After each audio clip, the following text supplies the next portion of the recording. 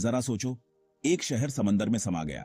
एक ऐसा शहर जहां कभी शानदार महल और भरे हुए बाजार हुआ करते थे, आज वहां बस मछलियां और मूंगे रहते हैं। ये कहानी है द्वारका की, भगवान कृष्ण का वो पौराणिक शहर जिसकी कहानी हजारों सालों से सुनाई जा रही है। एक ऐसा रहस्य जो आज भी लोगों को हैरान करता है। संस्कृत में द्वारका का मतलब है द्वार, लेकिन ये सिर्फ एक जगह का नाम नहीं है। ये उस समय का दरवाजा है जब धरती पर भगवान रहा करते थे, जहां कहानियां और इतिहास एक दूसरे से मिलते हैं। यह हमें याद दिलाता है कि कितनी भी बड़ी सभ्यता हो, वो हमेशा नहीं रहती और आस्था की शक्ति हमेशा बनी रहती है। क्या द्वारका सच में था या बस कल्पना थी? लहरों के नीचे कौन से राज छुपे हैं? हमारे साथ इस सफर पर चलिए और समय की गहराइयों में गोता लगाइए, द्वारका धाम के रहस्यों और कहानियों को जानने के लिए। ये कहानी है एक खोए हुए शहर की, एक पूजनीय भगवान की और एक ऐसी विरासत की जिसे समय भी मिटा नहीं पाया। द्वारका की कहानी बस फुसफुसाहटों या लोक कथाओं तक सीमित नहीं है। इसकी भव्यता प्राचीन हिंदू धर्म ग्रंथों के श्लोकों में अंकित है। इसका अस्तित्व उन ग्रंथों द्वारा घोषित है जिन्हें लाखों लोग पवित्र मानते हैं। महाकाव्य महाभारत, युद्ध और कर्तव्य की गाथा द्वारका को एक शानदार शहर के रूप में वर्णित करता है, जिसे स्वयं दिव्य वास्तुकार विश्वकर्मा ने बनाया था।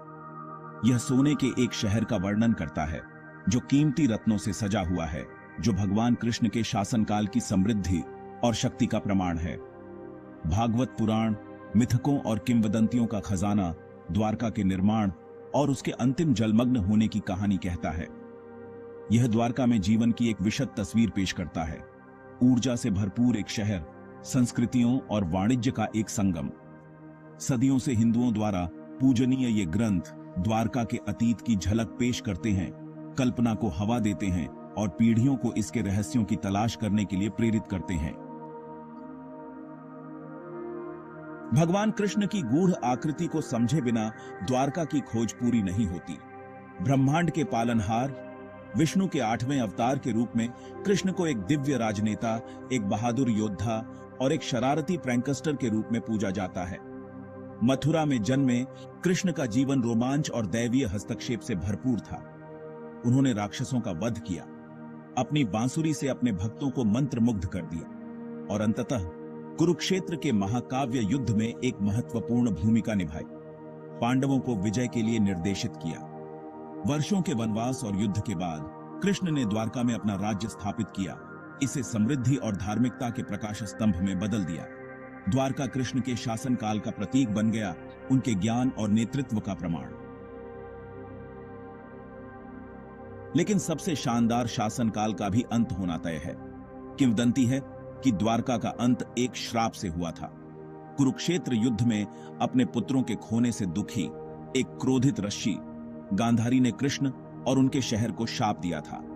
उसने भविष्यवाणी की थी कि कृष्ण के अपने कुल की तरह ही द्वारका को भी अराजकता निगल जाएगी और अंततः समुद्र निगल जाएगा।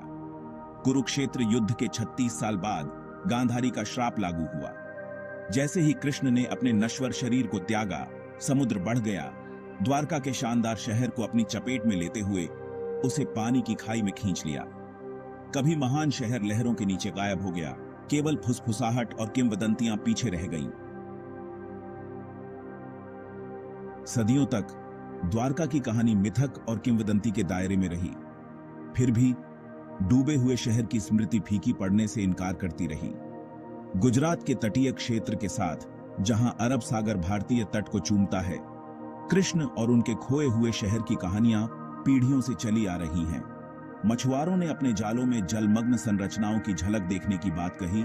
उनके रूप प्राकृतिक होने के लिए बहुत ज्यामितीय थे। स्थानीय लोक कथाएं एक गौरवशाली अतीत के किस्सों से भरी हुई थीं, एक ऐसे शहर की जो कभी उस जगह खड़ा था जहां अब समुद्र का राज्य था। मौखिक परंपराओं के माध्यम से पारित किए गए ये तांत्रिक संकेत द्वारका की किंवदंती को जीवित रखते थे। इस विश्वास को हवा देते थे कि डूबा हुआ शहर सिर्फ एक मिथक से कहीं अधिक था। 20वीं शताब्दी में जो कभी मिथकों और किंवदंतियों तक ही सीमित था, वह मूर्त प्रमाण के रूप में उभरने लगा। द्वारका की स्थायी कहानियों से प्रेरित होकर पुरातत्वविदों ने अपना ध्यान गुजरात के तटीय जल की ओर लगाया। उन्होंने जो खोजा वह पुरातत्व और इतिहास की दुनिया में उत्साह की लहरें भेज दिया। जलमग्न संरचनाएं, दीवारों के अवशेष, स्तंभ और प्राचीन कलाकृतियां समुद्र तल पर बिखरी हुई पाई गईं, जो एक खोए हुए शहर के अस्तित्व की पुष्टि करती हुई प्रतीत होती है। इन खोजों ने पहला ठोस प्रमाण प्रदान किया कि द्वारका की किंवदंती ऐतिहासिक तथ्य में निहित हो सकती है।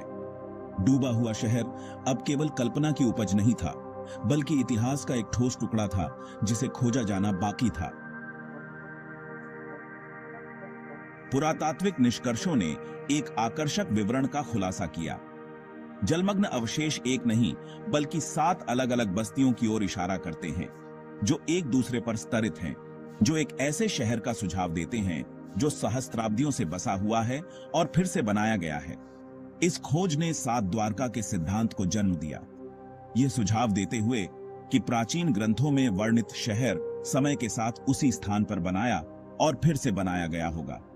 खंडहरों की प्रत्येक परत एक अलग युग में एक झलक पेश करती है। इस प्राचीन शहर की स्थायी विरासत का प्रमाण है।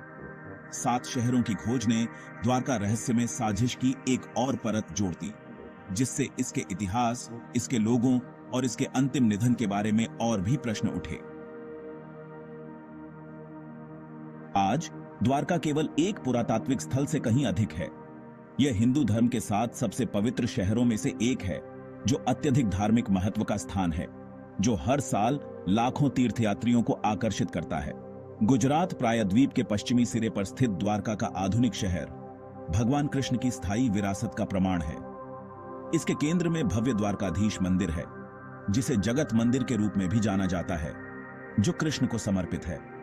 यह मंदिर अपने विशाल शिखर और जटिल नक्काशी के साथ शहर के दिव्य अतीत की एक शक्तिशाली याद दिलाता है, जो अपनी आध्यात्मिक विरासत से जुड़ने के इच्छुक लोगों के लिए एक प्रकाश स्तंभ है। भक्तों के लिए द्वारका की यात्रा एक गहन आध्यात्मिक अनुभव है। यह कृष्ण की भूमि की तीर्थ यात्रा है, एक देवता के नक्शे कदम पर चलने का मौका। पूरे भारत और दुनिया भर से तीर्थयात्री द्वारका आते हैं, आशीर्वाद और अपने प्रिय देवता के जीवन और समय की एक झलक पाने के लिए। वे पवित्र गोमती नदी में स्नान करते हैं। माना जाता है कि यह कभी कृष्ण के शहर की सड़कों से होकर बहती थी, और द्वारकाधीश मंदिर में प्रार्थना करते हैं। उनके मंत्र हॉल में गूंजते हैं, सदियों से आस्था और भक्ति को साथ लेकर चलते हैं। द्वारका विश्वास की शक्ति का प्रमाण है, एक ऐसी जगह जहां अतीत और वर्तमान का मिलन होता है, जहां मिथक और आस्था आपस में जुड़े होते हैं। द्वारका की कहानी मिथक की स्थायी शक्ति और सहस्राब्दियों से प्रेरित और साजिश करने की क्षमता का प्रमाण है। यह एक ऐसी कहानी है जो इतिहास और किंवदंती के बीच की रेखाओं को धुंधला करती है, हमें उन रहस्यों पर विचार करने के लिए छोड़ देती है जो लहरों के नीचे छिपे हुए हैं। क्या द्वारका एक वास्तविक शहर था, समुद्र द्वारा निगला गया एक संपन्न महानगर था, या यह एक रूपक है, एक शक्तिशाली मिथक जो भौतिक संपत्ति की क्षणभंगुरता और समय की चक्रीय प्रकृति का प्रतीक है? शायद इसका उत्तर कहीं बीच में है, उस दायरे में जहां आस्था और इतिहास का मेल होता है। द्वारका का असली जादू हमारी कल्पना को प्रज्वलित करने, हमें सवाल करने, आश्चर्य करने और विश्वास करने की क्षमता में निहित है। द्वारका की विरासत इसके जलमग्न खंडहरों से कहीं आगे तक फैली हुई है। यह लाखों लोगों के दिलो दिमाग में अंकित कहानी है, आस्था की स्थायी शक्ति और अज्ञात के प्रति मानवीय आकर्षण का प्रमाण है। कृष्ण के शहर की कहानी कलाकारों, लेखकों और कहानीकारों को प्रेरित करती रहती है, प्रत्येक किंवदंती में अपनी व्याख्या जोड़ता है। यह एक ऐसी कहानी है जो समय और भूगोल को पार करती है, हमें सृजन और विनाश की चक्रीय प्रकृति, सभ्यताओं के उत्थान और पतन और विश्वास की स्थायी शक्ति की याद दिलाती है। द्वारका, भगवान कृष्ण का डूबा हुआ शहर, एक रहस्य बना हुआ है, एक रहस्य जिसे पूरी तरह से सुलझाया जाना बाकी है।